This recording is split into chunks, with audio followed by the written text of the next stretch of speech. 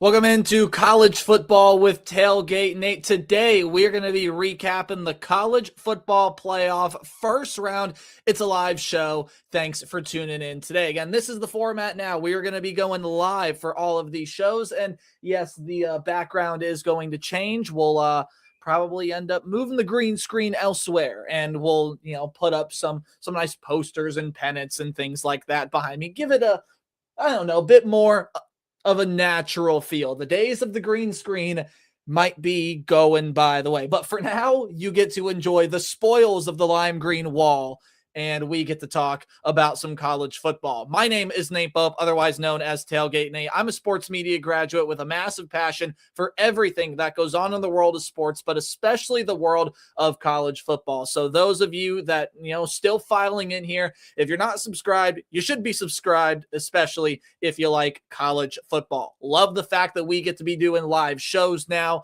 Finally was able to get all of that figured out. Part of the reasons that content has been so just inconsistent over the course of this college football season. Also starting a new job. I explained all this in the last stream, obviously. Today, we are going to be recapping the college football playoff first round games. There was a ton of great action going on, and we got to dive into a conversation about the group of five in the college football playoff. But as people start to file in here, welcome again. If you're new, hit the subscribe button. You can also follow me on the social media accounts listed down below on the banner here at Tailgate829, Twitter and Instagram. And you'll notice signal and video and everything probably looks a lot better this time. Finally got the Wi-Fi issue figured out here. I believe I have a hardwired connection somewhere in my room. Maybe it's in the living room. I don't know. But regardless of how you might be tuning in today, appreciate it, whether you're watching the live stream back or you're catching this live.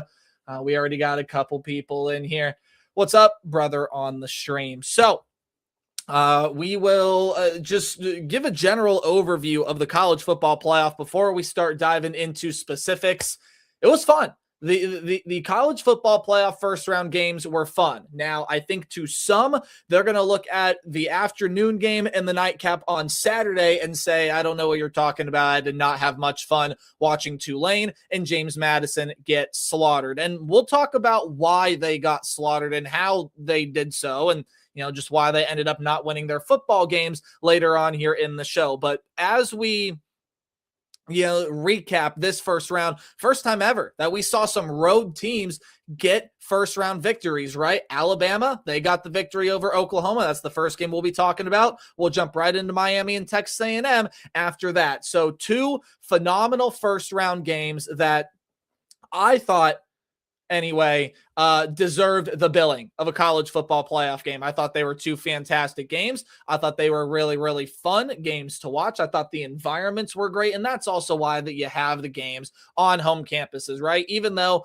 the fans in Norman and College Station are, had to do the walk of shame. They're going to go home sad. The end of the day, man, really, really fun environments, really fun games to watch, and can't wait to break them down here for all of you. Hey, just want to give you a heads up of what's coming on down the pipeline here. Again, background is going to change. We'll get fancier with graphics around here as I, figure out the service that I am using.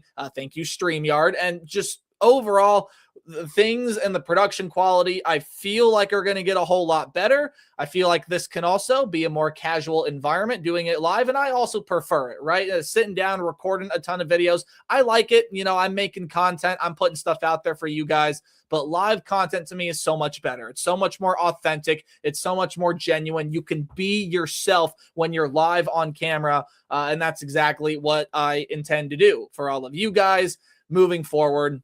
Be myself, be genuine. Not that I haven't been. Let's not start to insinuate that, right? So not that I haven't been, but even more so. I can push out and show you guys the over 3,000 of you that are subscribed to this channel. And for those of you tuning in to the live stream, hey, as we keep growing bigger and bigger, we can start live streaming to more places. That's also why it's imperative you go follow me on Twitter, especially Instagram. Would like to get the show on IG Live at some point down the future. I think that would be really, really fun. So It is 8:30 local time. We'll spend, well, I don't know, however long it needs to be breaking down the games here. But to recap, Alabama beat Oklahoma 34-24. Miami beat Texas A&M at 10-3. And then you had the two G5 teams fall. Ole Miss over Tulane 41-10. Oregon over James Madison 51-34. Let's start diving on in here to some of these playoff predictions. What I'll do right now, switch my camera view. I'll sort of slide over here and ignore the mouse. All right, here we go. Let's start breaking things down, shall we? So Alabama, Oklahoma. This one was not so fun, and then it got fun, and then it started to become not so fun again. But for these two schools right here, I mean, great start to the game for the Oklahoma Sooners.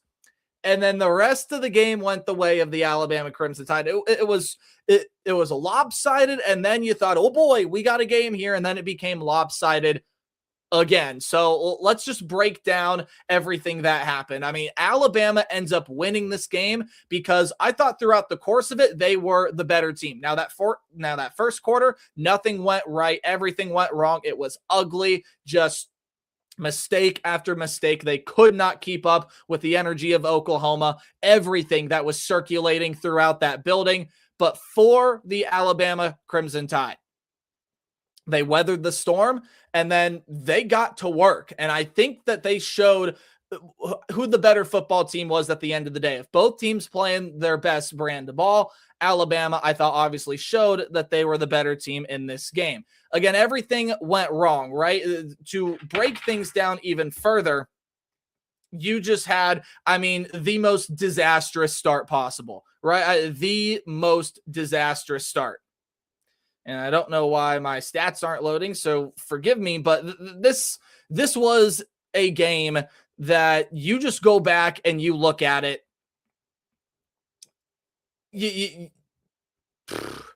Okay, here we go. So you go back and you look at this game and you just got to kind of wonder, where Oklahoma ran out of steam. Well, it's pretty easy to tell where Oklahoma ran out of steam in this game, and it was quite easily that pick six, right? And maybe even before that, you saw Oklahoma start to, the momentum start to shift in favor of Alabama. So here's the way the first quarter and the beginning of the second quarter went, right? It was not a pretty 20 to 25 minutes of football for the Alabama Crimson Tide. Punts on each first possessions, but even so, I mean, Oklahoma started to get some offensive rhythm on that first drive. Bam, they go right down the field, 8 plays, 59 yards, take just about 3.5 minutes. John Mateer was doing a lot of nice things and then scrambled, found himself into the end zone for a touchdown. Alabama punts. Oklahoma gets the field goal. Alabama punts again. So that is, I believe, 3 3-and-outs for Alabama to start the game. Again, just nothing going right, nothing going well. In fact, that second punt there, just not a great punt.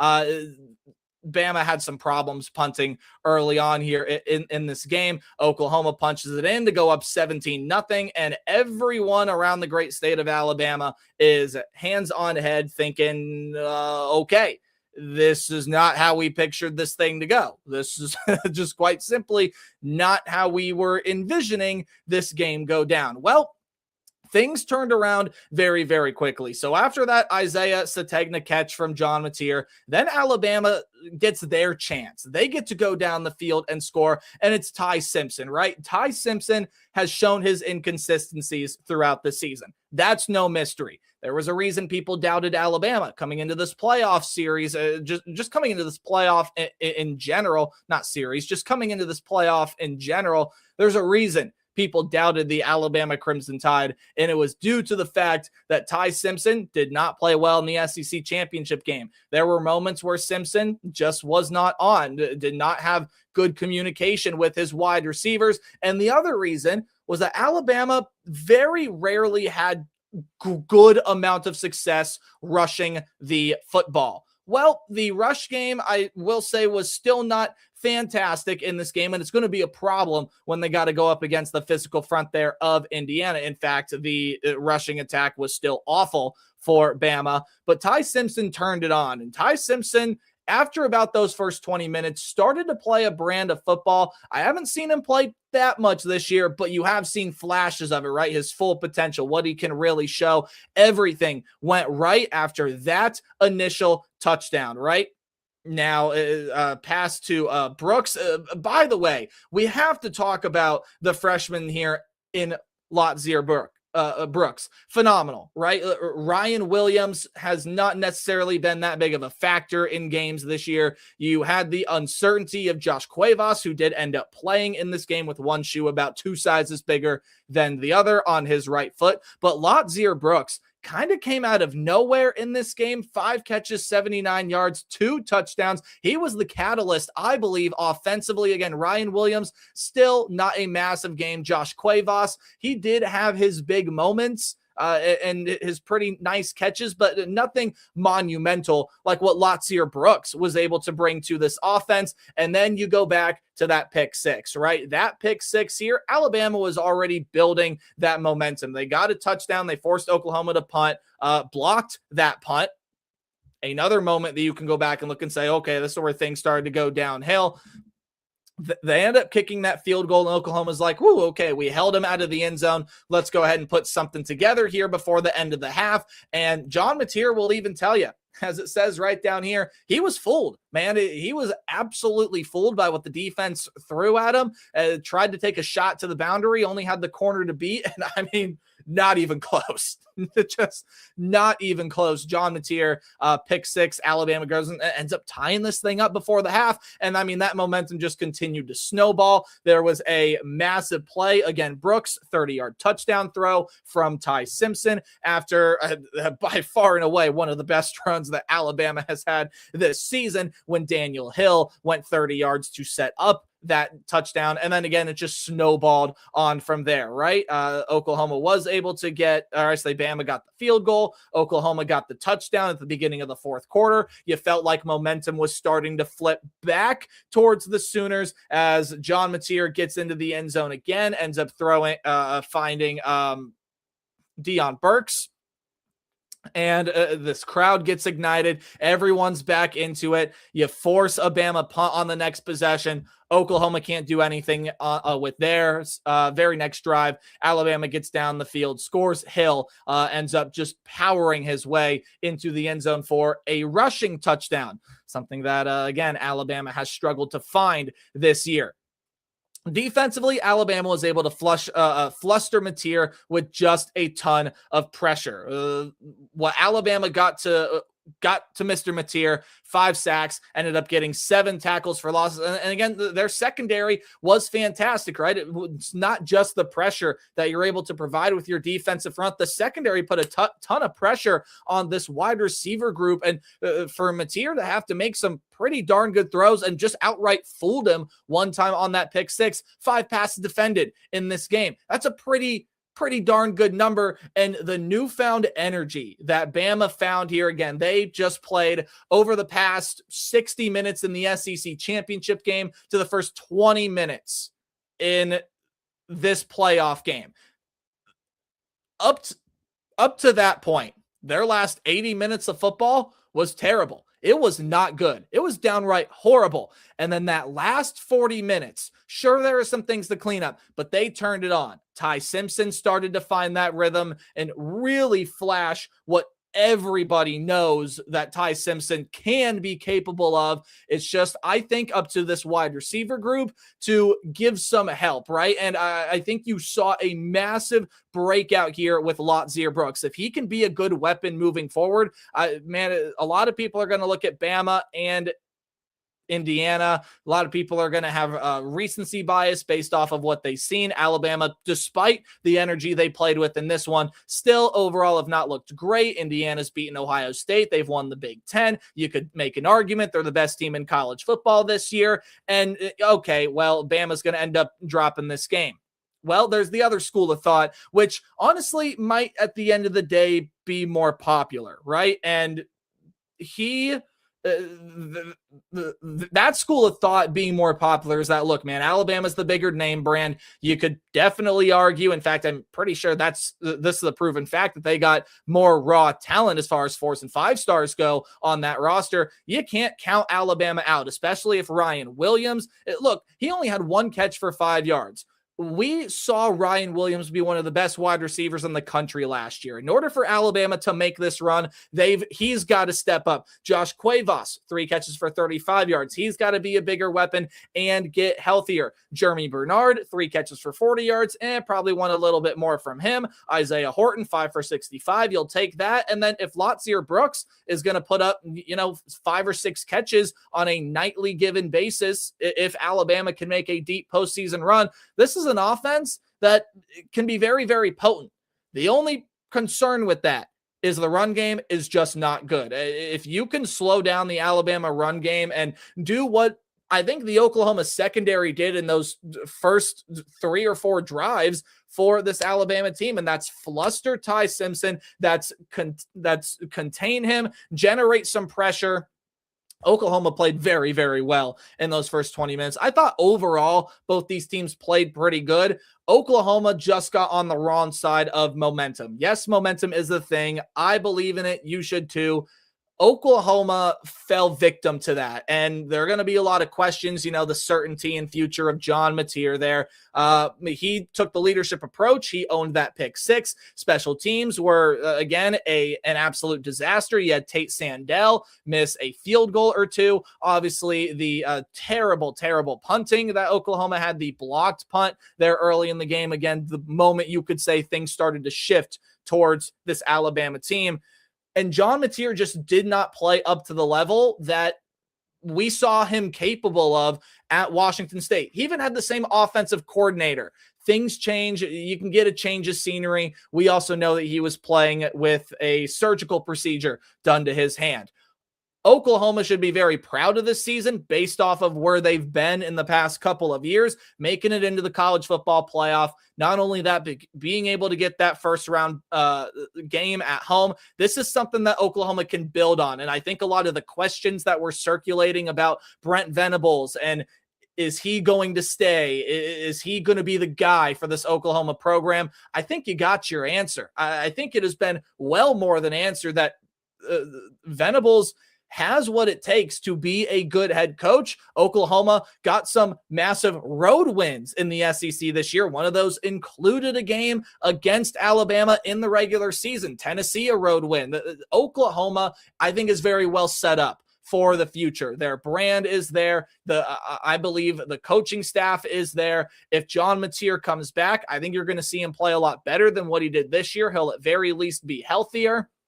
But that hot start, man, it's going to suck for Sooner fans that they couldn't continue that, because had that been the level of play that Oklahoma sees throughout the entirety of this game, well, they probably win this one going away very, very handedly. But the way that it ended up turning out, Alabama is able to get this win 34-24. They will move on to Pasadena to take on the Indiana Hoosiers in a game that you can count absolutely nobody out, and I'm stupidly excited to see the way that one unfolds on New Year's Day.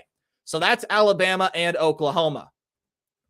We now flip over to talk about Miami and Texas A&M, and I will change that score here real fast. So if you forgive me, we will fix that real fast. Sometimes this happens, y'all. This is what happens when you do it live. Trust me, it was not a 34 to their game. And again, still trying to work out the kinks, right? Still trying to work out all of the kinks. So, okay. Let's see what people in the chat have to say. Yeah, again, Mateer did have a drop off from how he started, Ethan. And it's so unfortunate because Mateer is a quarterback that at his peak can be one of the best players, weapons, quarterbacks in the entire country. He is really, really good. Really, really, really good. And we saw what he can do with Ben Arbuckle as his offensive coordinator. Just so happened that it did not work out the way that any Sooner party would have wanted to in that game. All right, we move on to Miami and Texas A&M, and wind. Oh my goodness. Miami, both of these teams really. I was going to talk in just terms of the Hurricanes, but it really was both of these sides. You could kind of sense a little bit of conservative nature, especially with the way that the wind had been howling, especially with the way that the teams kicked field goals in this contest. I'm going to look up the combined stats here. If you did not pay attention to this game, shut your ears, especially if you are a kicker. Carter Davis for Miami went 1 for 4 on field goals, and Texas A&M's kicking situation has been a disaster all year. Jared Zirkle got the first crack at it, and he missed it. So combined, these teams were 2 for 6 kicking field goals. Now, the wind did play a factor into that, but the wind was not so much of a factor that these two quarterbacks should not have taken their shots and not have taken their chances. And for the most part, they still had their moments where they did. You know, Carson Beck took a couple shots downfield, never really worked out for him. Marcel Reed, he did hit a couple of shots downfield to his massive, amazingly good group of wide receivers there. Mario Craver especially had the massive one downfield 59-yarder to help set up a potential scoring opportunity. I believe missed field goal off of that one there. So these were two quarterbacks that I came in and saying, look, they were mistake prone already. If either team wanted to come in and win this game, their quarterback could not be mistake free. Plain, simple, easy. That is exactly what had to happen. The quarterback that was going to be mistake free was going to wind up winning this game for their team. So it's not a mystery why the scoreboard says what it does. Way low scoring, like super low scoring.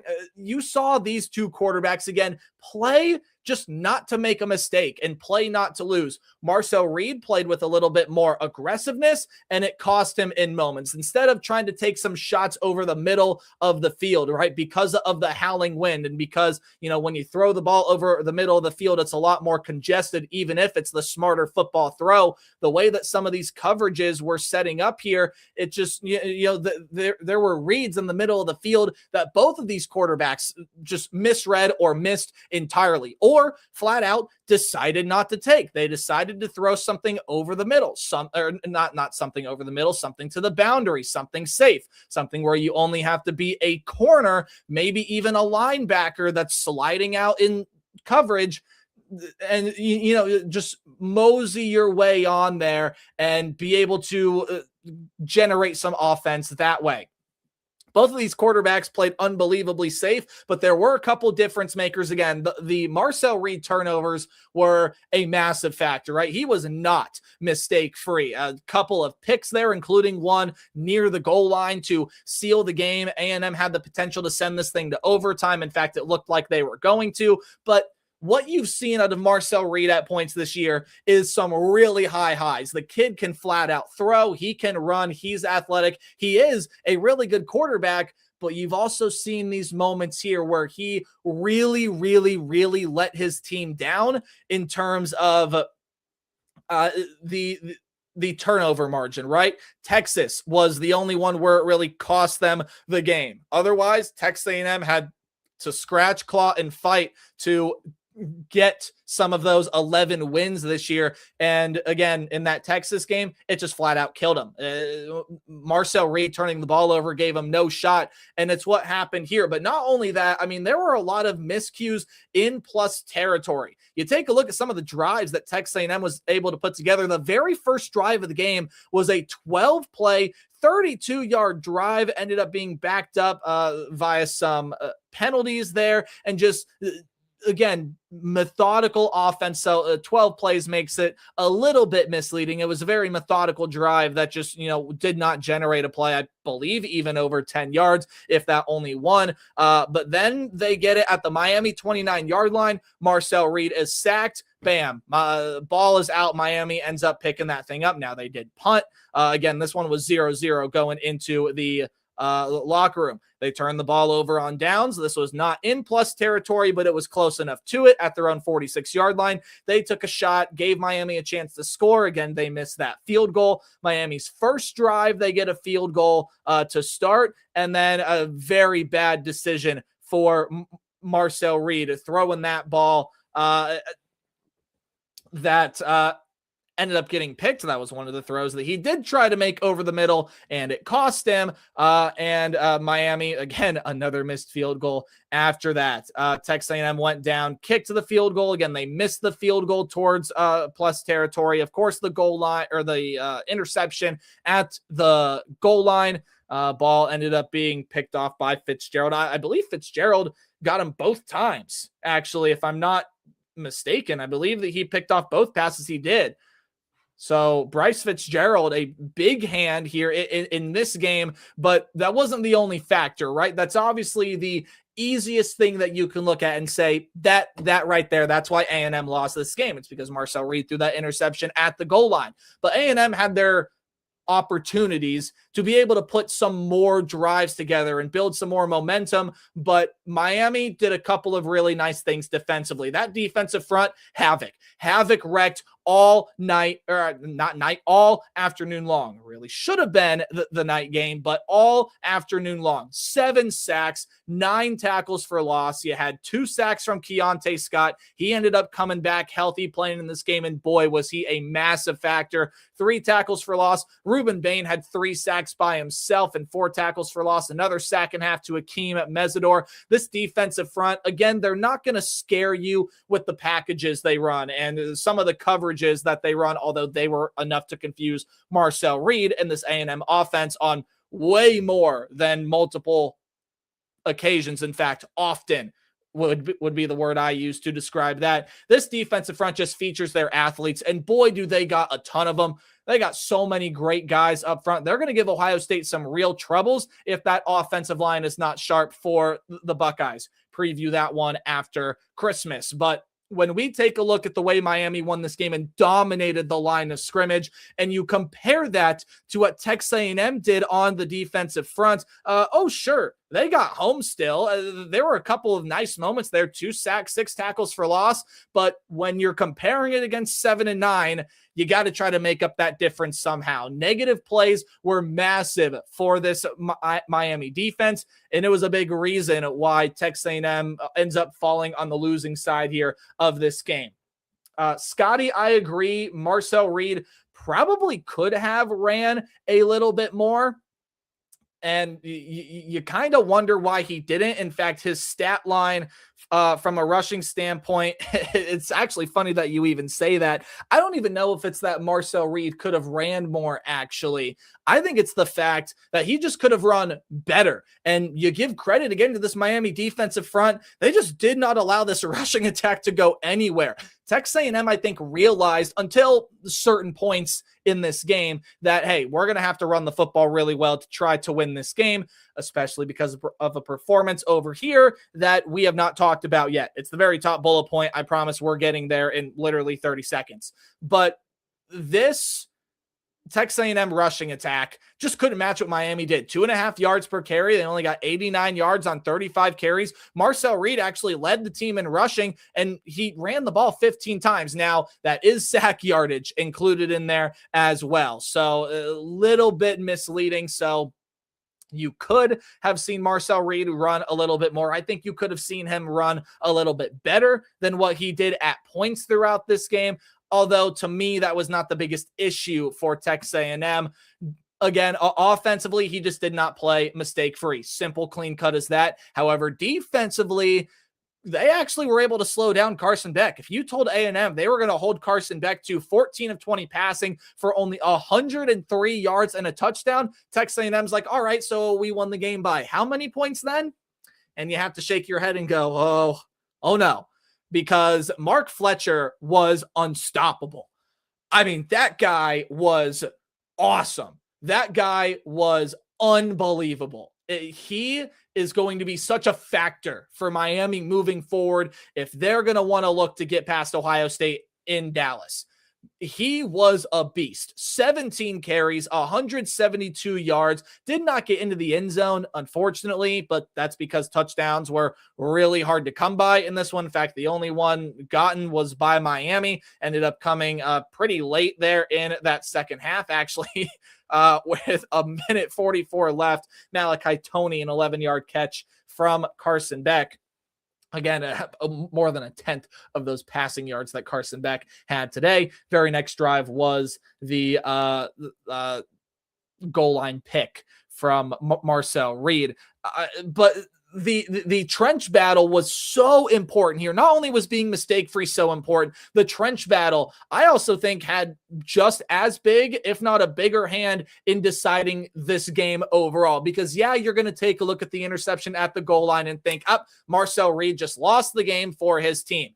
But if Texas A&M was better in trench play, and if they were better at slowing down Mark Fletcher, and they were better at generating more consistent pressure to Carson Beck, we might be talking about a very, very different ball game. Maybe Texas A&M comes away with the win. Maybe we're talking about the Aggies getting a de facto home game in Dallas against the number 2 team in the country. Instead, it's going to be a 2003 national championship rematch that I honestly cannot wait to see.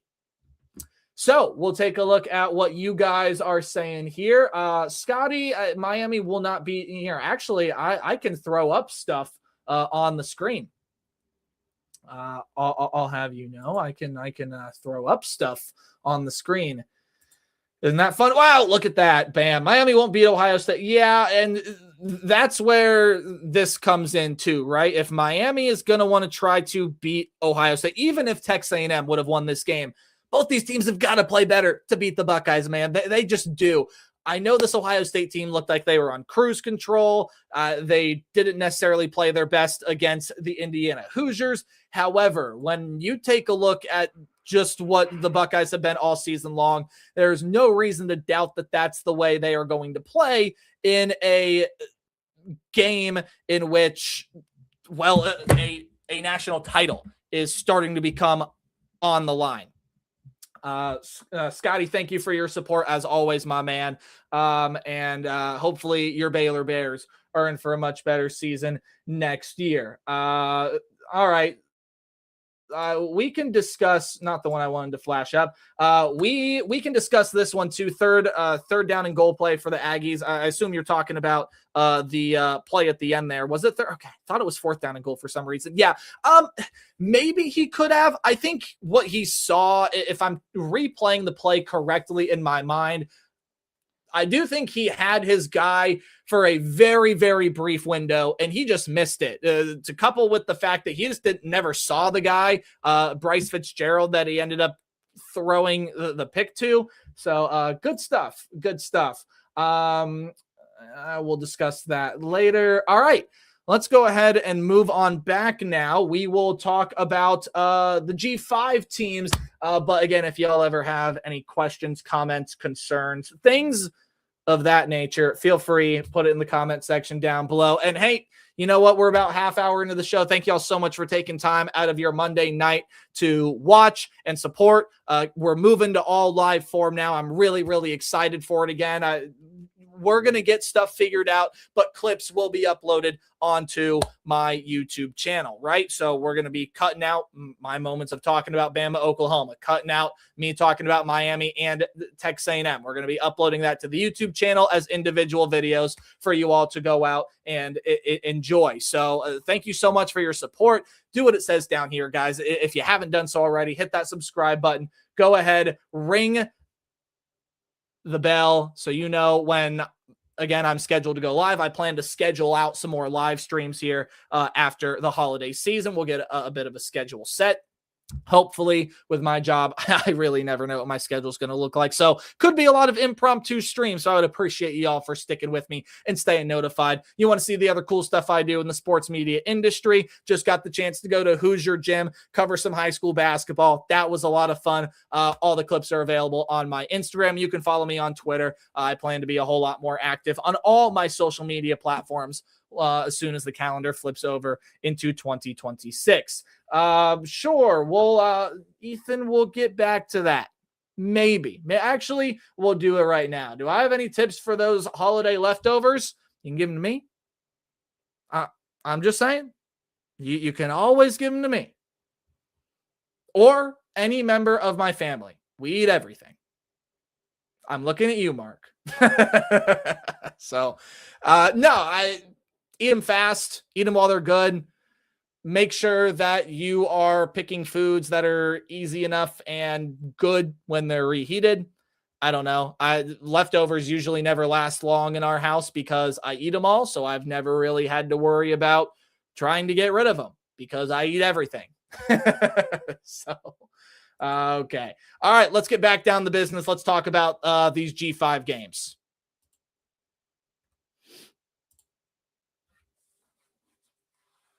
So we start with a rematch of a game that happened in the regular season. It was Ole Miss and Tulane. When we're breaking down stuff that happened in the G5, I mean, both of these G5 games, they're just going to mean different things to different people, right? We here on the show, you have obviously, if you are subscribed to the channel, you'll know probably because you know me as the guy that's a psycho and puts out a video for every single team in the country. If you don't know that, well, now you do. And we don't plan to stop that in 2026, by the way. It's a big reason why you should subscribe.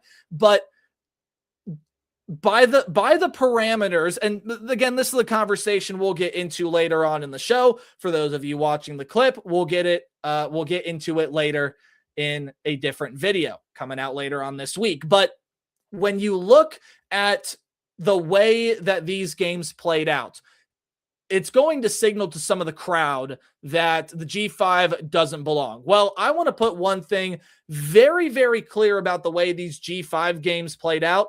They were brutal. Oh, they were brutal. I mean, there were moments where, hey, both Tulane and James Madison looked pretty solid, especially this one here against Tulane. Some of these numbers that I'm about to read off to you might come as a surprise, but then when you look at the bigger picture, I mean, 41-10 on the scoreboard is just not going to satisfy anybody. But when you look at the bigger picture, Tulane and James Madison had some really good moments. And I think the scoreboard and the way things played out really were very misleading, right? Very, very misleading. Again, we'll get into the whole playoff conversation in a little bit. Let's recap this game first.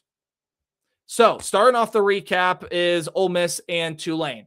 When you take a look at the way that Tulane played, it is, again, as I said a moment ago, not as bad as the way that the scoreboard would indicate. Let me tell you what Tulane had offensively. They had 421 yards of total offense. They were a pretty decent, solid 5 of 13 on third down. They had 20 first downs in the game. They only had 3 penalties. They threw the ball for 8.3 yards per pass, rushed the ball for, while you would like to have done better, hey, 3.4 yards per carry can help you churn out some drives. So what happened, man? I mean, Tulane was able, they actually had more time of possession than Ole Miss did in this game. So, okay, what happened? Here's what happened. 0-4 on fourth down. They had 3 turnovers and just missed some massive opportunities throughout this game. This game was only 17-3 at halftime. And to me, it really did feel like a game to where Tulane was still in this thing. They had a shot. They had a path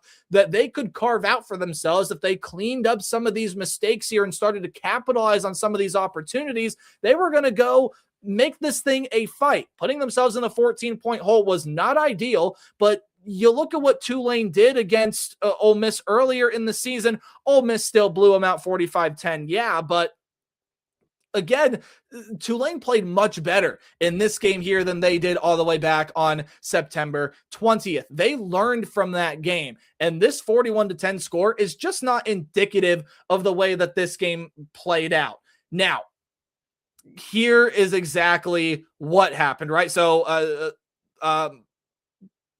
Ole Miss gets a touchdown on their very, very first drive, and I mean, they just ripped off the offense there on that first drive. They were ripping off the offense pretty much all game long. You had a 30-yard pass, you had a 25-yard pass, and then you had a 20-yard run. Bam, bam, bam. 3 plays of 20 yards or more, Ole Miss is into the end zone just like that. What does Tulane do on their very next drive? Hey, they're methodical. They're slow. They're playing their game, controlling the pace, right? They continue to move this thing down the field. It was a 10-play drive that lasted over 5 minutes and had 52 yards of total offense. But at the 23-yard line, Retzlaff threw a pass and ended up being intercepted and a missed opportunity for Tulane early. Hey, that's okay as long as they don't give up they gave up a touchdown on the next drive. Again, ripping off the plays. 4 plays, 60 yards, 30 yards, 26 yards. Then Lacey ended up getting stuffed on a run. Kawan Lacey did. I always forget his first name. And then bam, 2nd and goal at the 4. Chambliss found a gap, rushed it in to the end zone. Bam, just like that, it's 14-0. So you look at the way that the early part of the game played out. Tulane was still in that fight, man. Yeah, you're down 14-0 with a pick. You dug yourself a nice big hole early, but then the way that they played the rest of their first half, their defense settled in, they hunkered down, they forced 1 punt, 2 punt, a field goal when Ole Miss put together a nice 11-play drive, got inside the Tulane 35, and the Green Wave defense was able to hold Ole Miss off and only generate that field goal. Then you force a fumble there towards the end of the half, right? And things are going pretty decently well, apart from those first drives where, I mean, this Tulane defense got blitzed, man. That's exactly what happened. They got blitzed. They got cat busted. They got big played. They got Ole Missed. They got juggernauted. And those first minutes right there, I think were a big factor in this game. But again, Tulane held in. They were close. Well, Ole Miss just starts to reassert their might, right? Tulane interception, turnover on downs. You have to settle for 3. You have to punt the football away after getting the ball in plus territory. Always an unfortunate thing to have to do. So the opportunities were there for the Green Wave, and they were still there in that second half as well. You had the Ole Miss touchdown that put a little bit.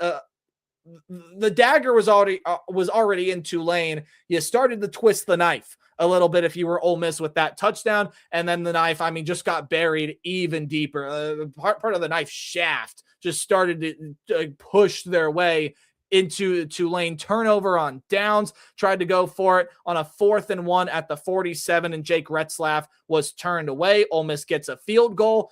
And then Tulane fumbles their very next possession. In fact, here is the drive chart for Tulane in the second. Really, you could look at the entirety of the game, but in the second half especially, punt after 6-play, 32-yard drive, turn the football over on downs near midfield. They fumble the football after putting together a 27-yard 4-play drive. Another fumble on their next drive, turnover on downs after 10 plays and 48 yards, and then the lone touchdown for Tulane at the end of the game, the pity touchdown, if you will, to salvage some sort of silver lining here in this game. It just told you what kind of night it was for the Green Wave. Nothing was going right. Nothing went well. This was a Tulane team that I fully believe had their opportunities, especially offensively, just couldn't get it done. Now, would they have won the game anyway based off of how the defense performed in the first half? Yeah, but you could just tell that the air was being taken out of this wave, right? Started to become very, very shallow water, very calm waters, if you will. They just never turned up the intensity. They were not able to capsize the boat. They didn't even threaten the boat in that second half, really, because Trinidad Chambliss, man, he was on top of it. He leaves no doubt, I believe, 4 passing touchdowns in this game, threw for 306 yards. sorry, I'm looking at the wrong stat line. There you go, threw for 282. Team as a whole, Austin Simmons came in a little bit towards the end there, threw for 346 yards. Deuce Alexander was great. Deshaun Stribling was great. Daquan Wright was great. Devin Price, the one catch for him was a 35-yarder. Stribling was the guy who ended up catching the lone passing touchdown. Chambliss on the ground game, 2 rushing touchdowns. And people forget that Chambliss has been in championship scenarios before. He's a Ferris State transfer, guys. They just won the national championship again at the D2 level. And there's no slowing down that program. They are a power there in Division II. Kawan Lacey, 5 yards per carry, 87 yards with a touchdown. Phenomenal night from him. Takeaways saved some drives, right? Defensively, Ole Miss was not as sharp as they could have been. Again, they allowed over 400 yards of offense, but they were able to force those takeaways. They were able to turn Tulane away at multiple different occasions. And sure, there are some things to clean up, especially defensively. With the way that Georgia's looking, this is a new version of Gunnar Stockton. They're probably running as well as they have all season. The group of wide receivers they got, I think, is very underrated. And we all know what the Georgia defense brings to the table. Ole Miss has got to be able to turn some things around defensively, but offensively, you get that performance from Trinidad Chambliss, and he probably plays the whole game against Georgia, could throw for 350 there. Not saying that happens. It's not what I'm predicting, but if you get that, man, tell me how Ole Miss does not win that football game. Kawan Lacey, fantastic. He's been fantastic. He's got to continue to be fantastic. And even though, the defense had some stuff here and there, right? 2 sacks, 6 tackles for loss, and Ole Miss has officially buried the Lane Kiffin demon.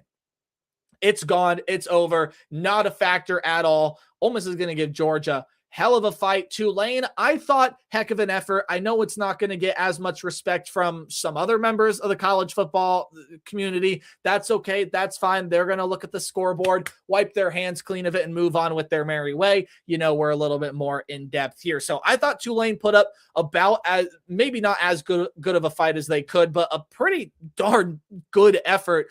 Just missed a ton of opportunities, and exactly why they're on the wrong side of a 41-10 defeat. Okay, any questions about Ole Miss and Tulane? Not that I'm seeing, so we're going to move on rather swiftly, if it'll let me. There we go. Okay, and the final game that we have to talk about was the nightcap of everything here. Oregon and James Madison, 51-34. And much like the scoreboard doesn't tell you the whole story when you're looking at Tulane and Ole Miss. And I think the scoreboard tells you that the Tulane didn't play very well, and they played much better than that. This scoreboard here is very misleading because I think it insinuates James Madison gave Oregon more of a fight than they actually gave them. This thing was 34-3 at half. 34-3 at half? I'm going to fact check myself. I believe 34-3 at the half. 34-6. Well, God forbid I forget the extra field goal. 34-6 at halftime.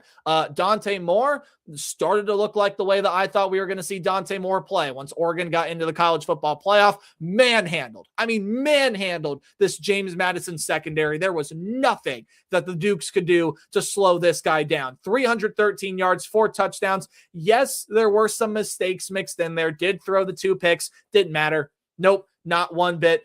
Jordan Davison, De'Aaron Hill, those 2 guys on the ground, fantastic. 7.7 yards per carry. The run game was a phenomenal complement to what Oregon did through the air. Malik Benson, great to have him healthy. He had 119 yards, 2 touchdowns. Jeremiah McClellan, 6 catches, 84 yards, and a touchdown. Jamari Johnson, just the 1 catch for him, but it was a 40-yard touchdown. Same thing with De'Aaron Hill, a 40-yard score. This Oregon team, they play like that, man. There is a serious case. In fact, they may even be favored to make that run all the way into the national championship. Oregon, they play like that in the first half. Now, look, they let the foot off the gas, but not before running their Harley motorcycle that the Duck rides in on up and down James Madison. I mean, multiple times.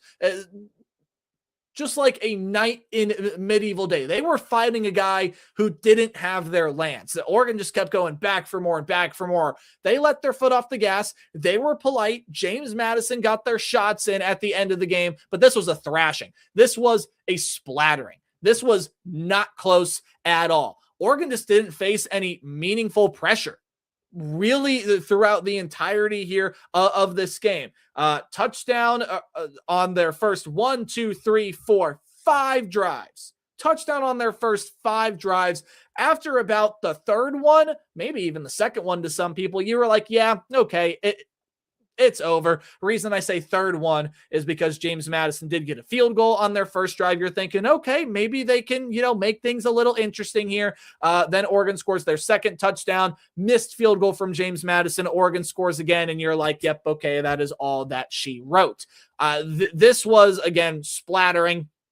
Now, James Madison was able to get 1, 2, 3, 4 touchdowns out of 6 drives in the second half. Again, I attribute that to Oregon taking their foot off the gas. They had a touchdown in their first drive of the second half and then wiped it clean, right? Just was like, okay, you know what? That's it. We've thrown enough punches. And so we are done. Now, what's interesting about this is if you're someone that, puts some money on things, I'm not one of those people, but if you are, 34-51 was enough to cover the spread. So there is that. they had that little backdoor cover there, 9 plays, 99-yard drive, by the way. Wow. To go cover that spread for all of you people that did bet on such a thing. Maybe you won money, maybe you lost money. But no heat on the offensive line whatsoever, though. If James Madison was going to win this game, they were going to have to make life extraordinarily difficult for Oregon, and it just didn't happen.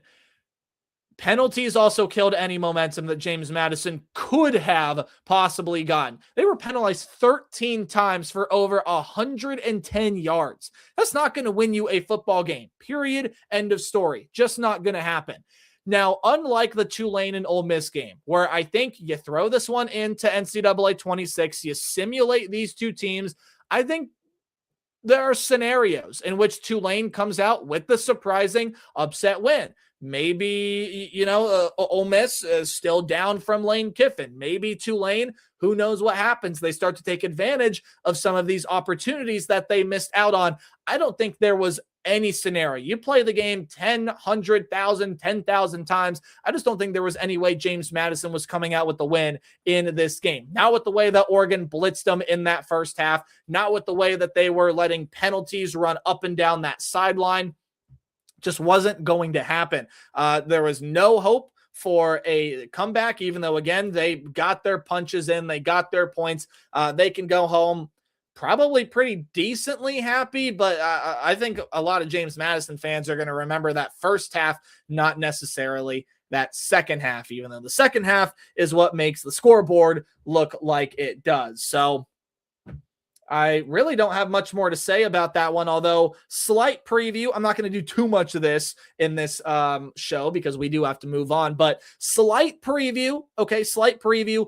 Oregon, Texas Tech is going to be a phenomenal football game. Last I checked, I believe Oregon is the 1.5-point favorite. That still stands. So incredibly tight margins. A lot of people are going to doubt Texas Tech, looking at their strength of schedule, looking at the conference they're in, looking at the overall brand and thinking, yeah, okay, these guys, aren't going to match up well when it comes to play real competition. That's where I think you're wrong. Vegas thinks you're wrong. Texas Tech is a team that can absolutely win this game. Oh boy, I cannot wait to watch that one. I think we got 4 very, very fascinating quarterfinal games to break down on the next show. So there is James Madison and Oregon. Do we have anything here moving forward? About an hour into the show, a little bit under that. Thank you so much for tuning in at this point. I will kick it back to this view right here before we start talking about some of the other stuff that is going down.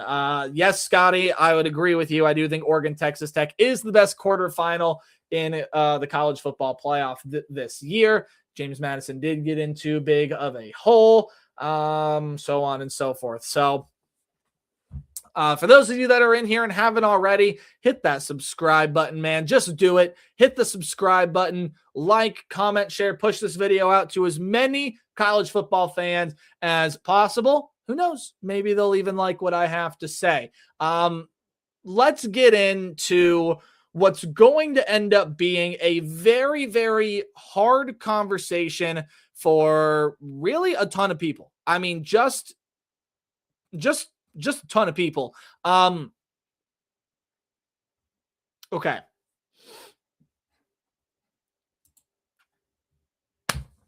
G5 in the college football playoff.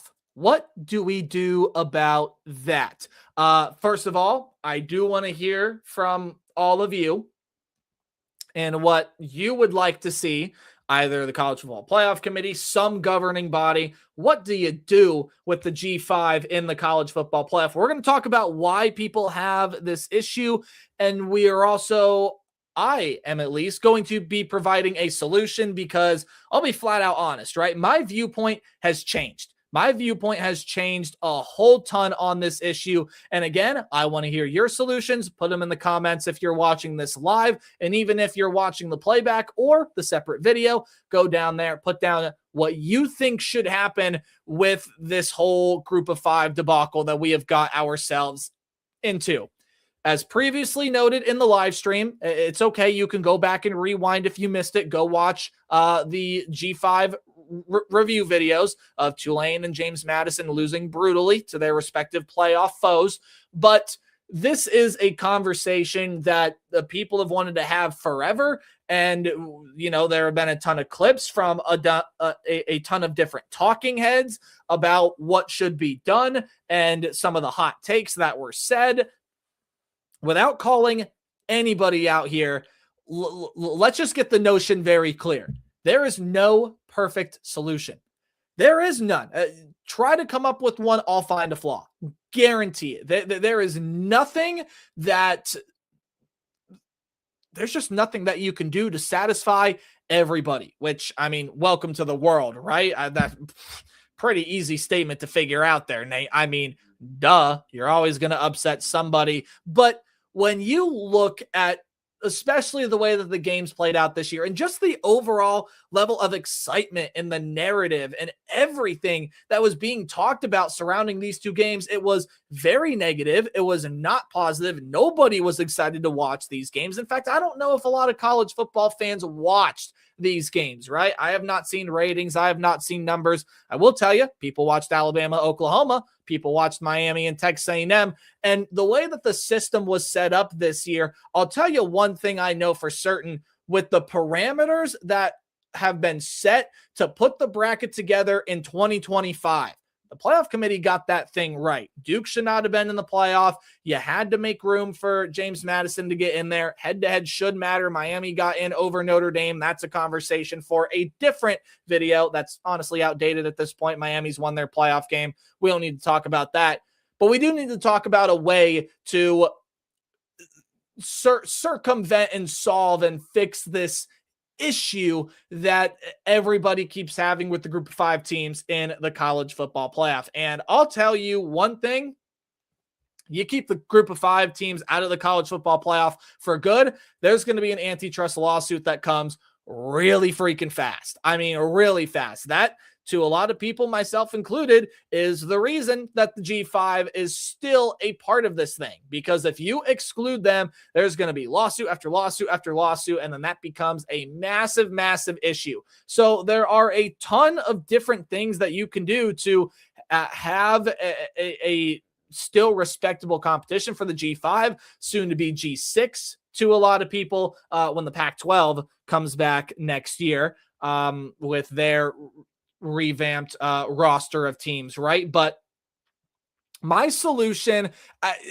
let's talk about all the different possibilities, and then I'll give you my solution, right? So one possibility is the fact that, look, you just separate the G5 entirely and you give them their own playoff.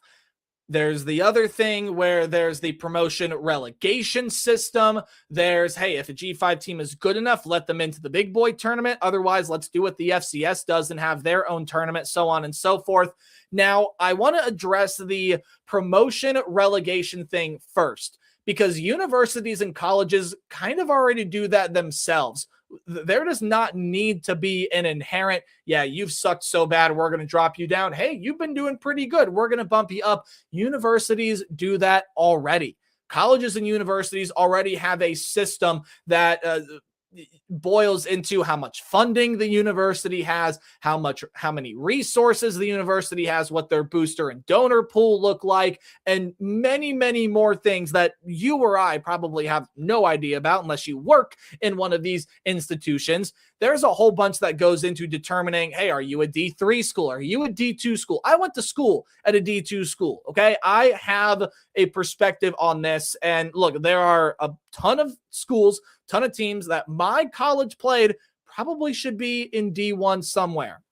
And it is just the matter of fact of you need to have the funding. You need to have the resources to be able to jump up. Look at some of the new teams that have even joined Division One. The one that I can think of here is St. Thomas in Minnesota. They have joined the Division One ranks. They have, they've gotten the funding. They have gotten the booster pool. They have the support. They had the support to be able to make that jump to the Division One level. Chicago State just announced a freaking football team, man, that's going to play at the FCS level. Did not have the funding for that before, did not have the support to do that, did not have the infrastructure for it. Bam. Now they do. Chicago State's going to have a football team here, I believe, starting this upcoming season next year.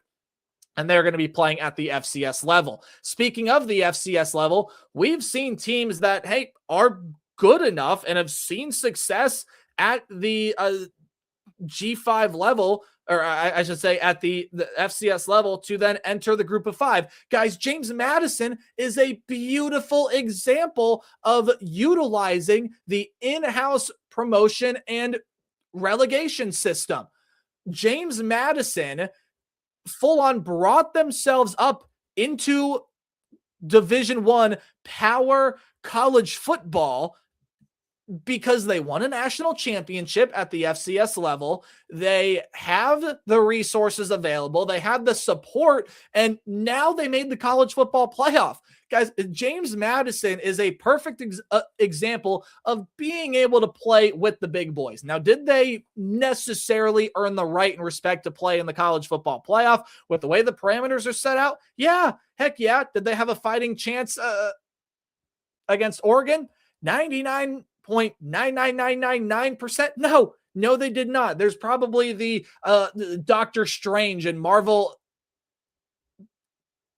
Avengers thing going on, right? Hey, we got one world in which we win this. Are we living in it? We got to find out. That was probably James Madison going up against Oregon, but they are a beautiful example of what is already in place, not necessarily within, the college football playoff committee room, the structure of college football, but just the structure and nature of the way that athletic departments run in these colleges and universities. James Madison felt like they were ready for the big leagues. They promoted themselves to the big leagues. Kennesaw State, last year, terrible, horrible.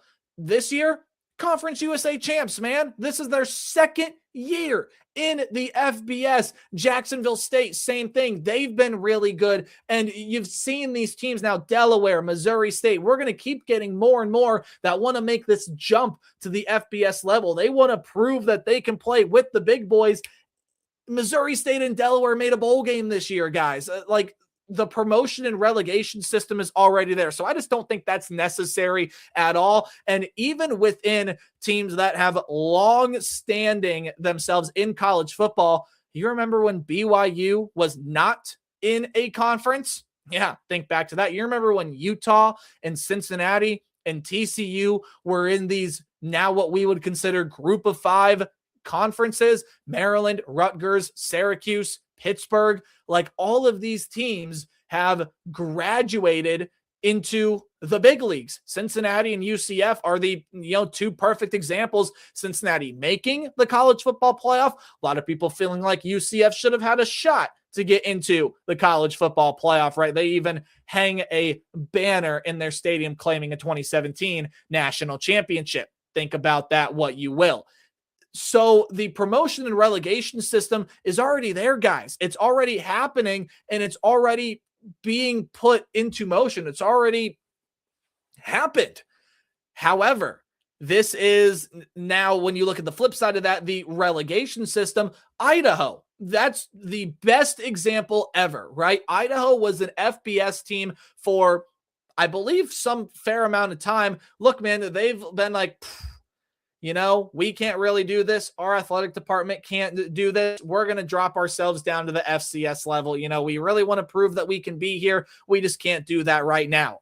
Nothing stopping the Vandals in the Kibbe Dome to jump back up to the FBS level. Nothing stopping, Montana State, South Dakota State, North Dakota State, Villanova, some of these other schools from making that jump, right? But it's about picking your moment, and it's about picking the right time to make that jump. I know a lot of people are going to say, look, NDSU, SDSU should have been up here a long time ago. Maybe their athletic departments just aren't ready. Or that's a conversation that we could have in the near future. So that's the promotion relegation thing. Now the G5 having their own playoff. Look, we have a D3 playoff. 40 teams make it. We have a D2 playoff. 32 teams make it. We have an FCS playoff. 24 teams make it. I don't really, and look, my viewpoint on this has changed.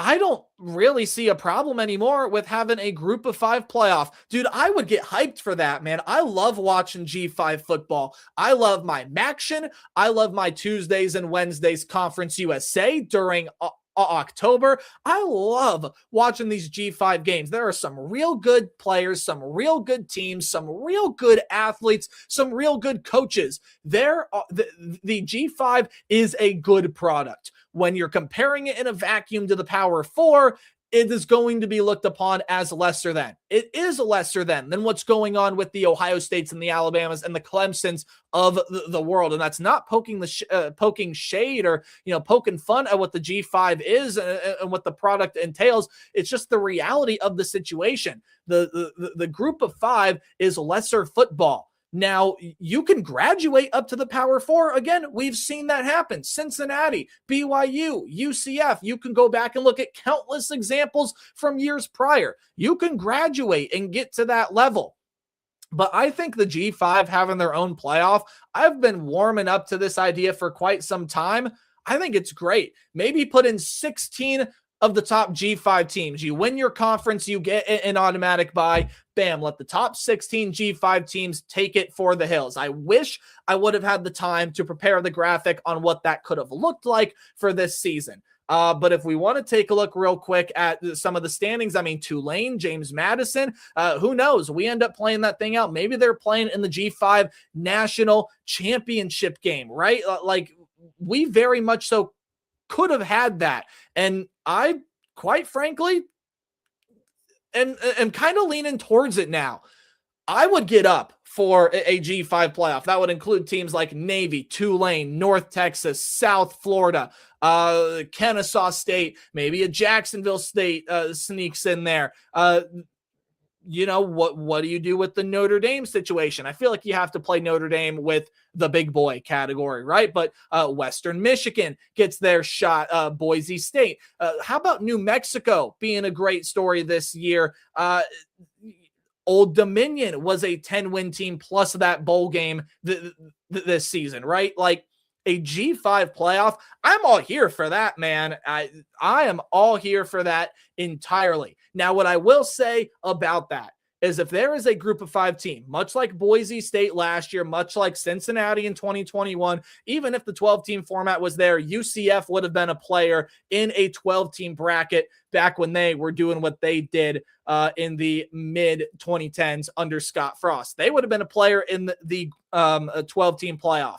If there is a G5 team that is good enough and eligible to play with the big boys, get them in that tournament, man. Like Boise State earned their shot last year. Cincinnati earned their shot in the 4-team bracket. And even UCF would have earned their shot then.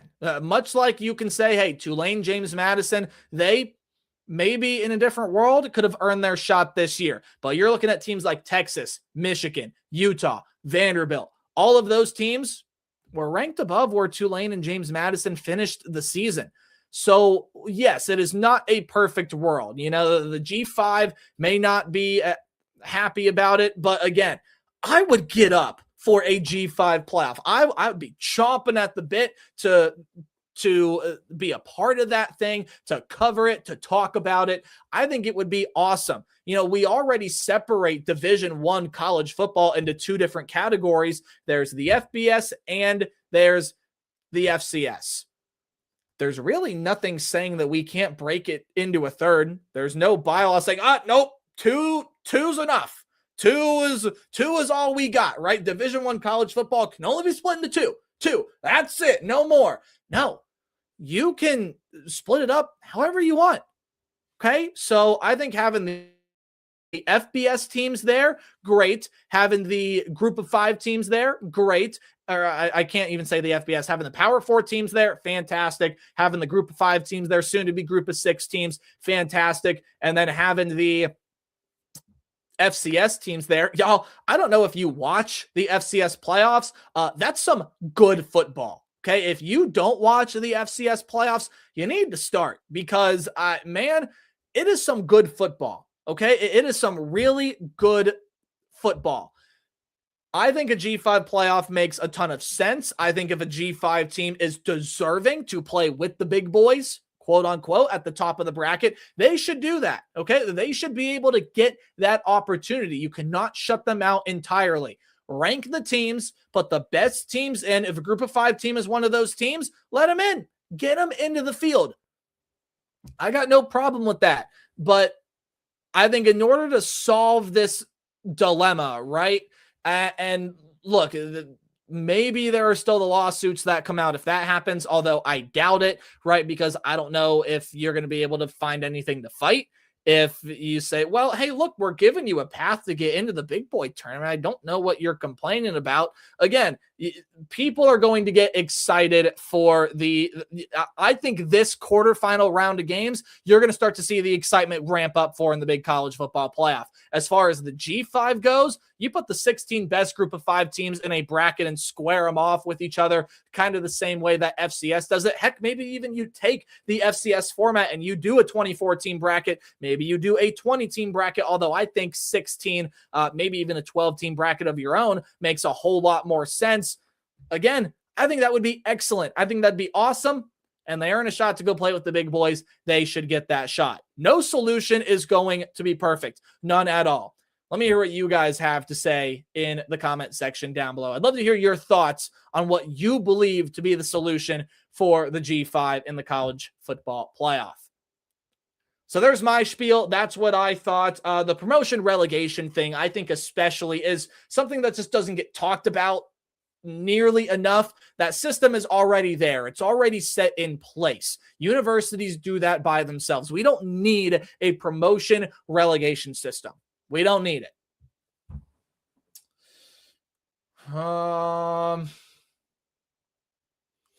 Scotty, I would love to see this post from the Boise State AD. I would love to see this Twitter post.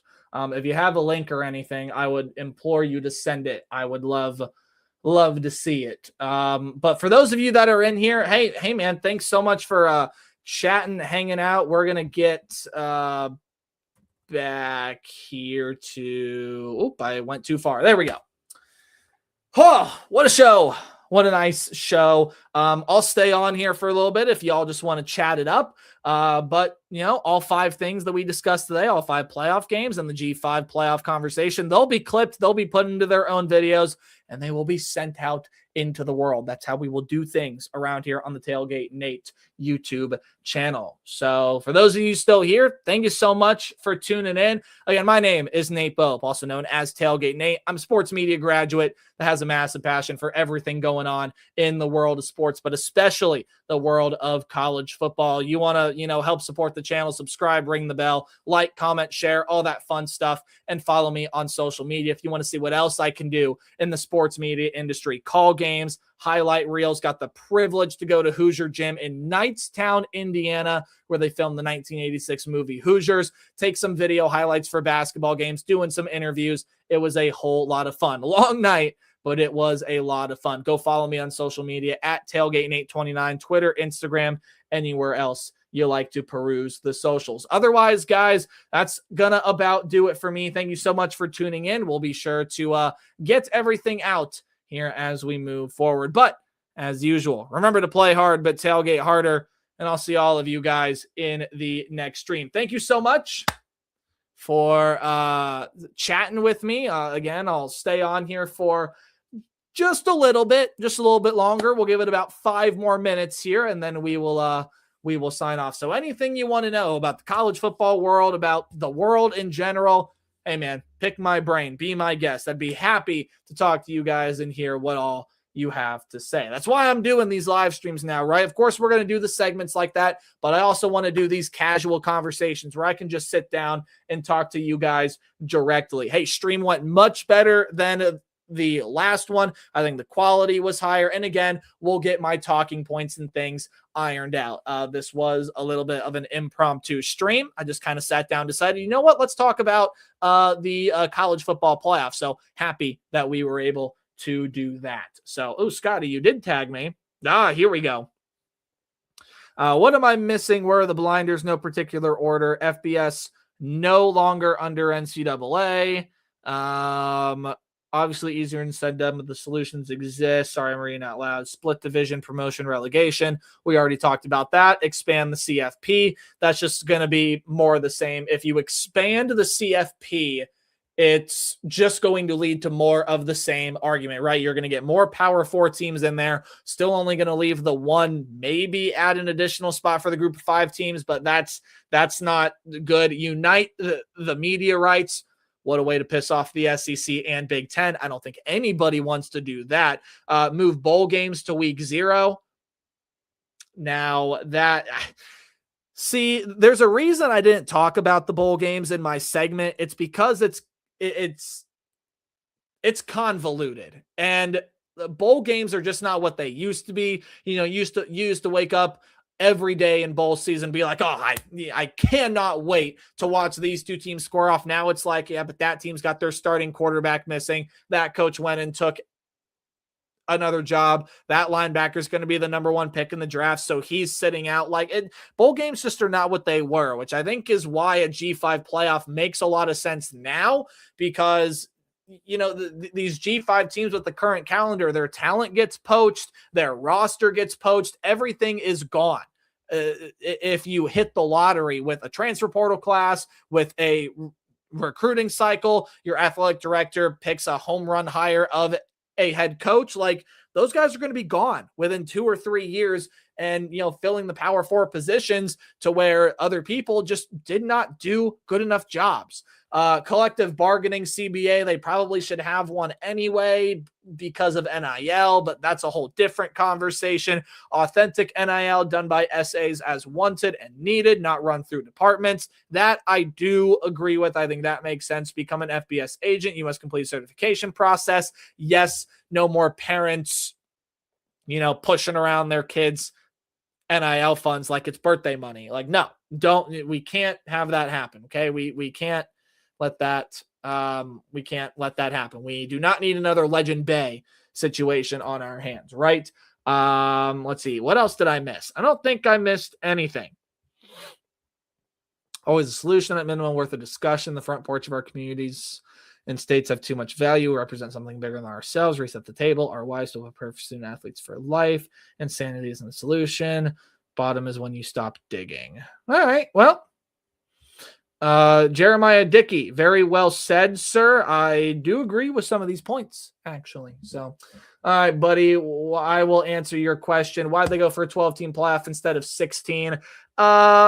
Because jumping from 4 to 16 is such a massive leap, and I think it would have made so many people very unhappy. Now, I know that there are people that are already unhappy because they expanded the playoff in the first place. There are some people that felt like, again, they expanded it too fast, too soon. There are some people, like this question would insinuate, that feel like that they didn't expand it enough. But, even if you go back to the G5 conversation, it's just going to lead to more problems. Like Texas would have got in this year. BYU would have been in. Notre Dame would have been in. Vandy, Utah. You're talking about some of those teams to try to get that final spot in the college football playoff if you expand it further. But when you look at trying to expand the college football playoff, I think the 12-team system is good. It just needs the right format, and it needs the right guidelines and bylaws to be able to put the right teams in the college football playoff. Because by the bylaws and guidelines, the committee did everything right this year. But if you want to get the best of the best and the very most competitive college football playoff out there, I mean, Texas probably would have gotten in. Notre Dame would have been in. BYU would have been in, right? So there's that conversation to be had.